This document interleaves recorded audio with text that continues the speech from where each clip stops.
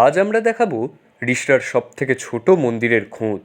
রিষড়ার GT রোডের ধারেই প্রেম মন্দির যাওয়ার পথেই ব্রহ্মতলার সামনেই রয়েছে পাঁচু ঠাকুরের মন্দির।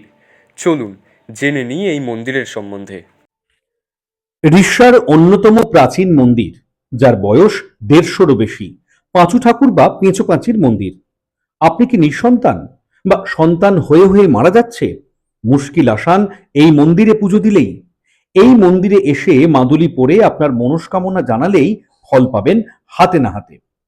তবে কেউ কেউ মানত করেন যে ওজনের সন্তান সেই সময় হয়, সেই ওজনের হয় সন্দেশ, নয় ফল বা অন্যান্য কিছু। শনি ও মঙ্গলবার মূলত এই মন্দিরে পুজো হয়। তবে যেহেতু দেশের বিভিন্ন প্রান্ত থেকে এবং বাংলাদেশ থেকেও ভক্তরা আসেন, তাই যে কোনো দিনই এখন পূজা দেওয়া যায় বা মানত করে মাদুলি ধারণ করা যায়।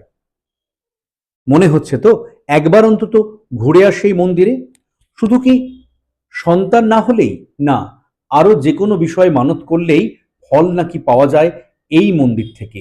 ভক্তদের বিশ্বাস তেমনই।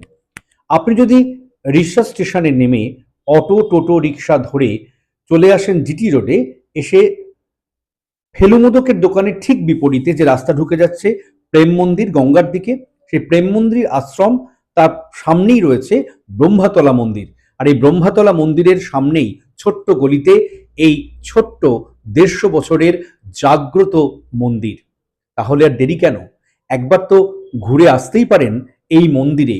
স্বচক্ষে একবার দেবতাকে দেখে মনের স্বাদ মিটিয়ে নিন এবং সবথেকে বড় কথা, একবার হলেও দর্শন করে যান। এই মন্দির যেতে হলে যেতে হবে ফেলুমোদকের সামনে দিয়ে। রিক্সা দিয়ে যারা আসবেন তারা তো জানেনই, বাইরে থেকে যারা আসবেন তারা ফেলুমোদকের মিষ্টি খেতে কিন্তু ভুলবেন না। এখানকার গজা থেকে গুজিয়া, এমনকি রাবড়ি, আম রাবড়ি, আম দই এবং কত কিছুই বা বলবো। একবার এসে চেখে দেখুনই না। হ্যাঁ, আমাদের রিক্সার উৎকৃষ্ট মানের দোকান ফেলুমোদক।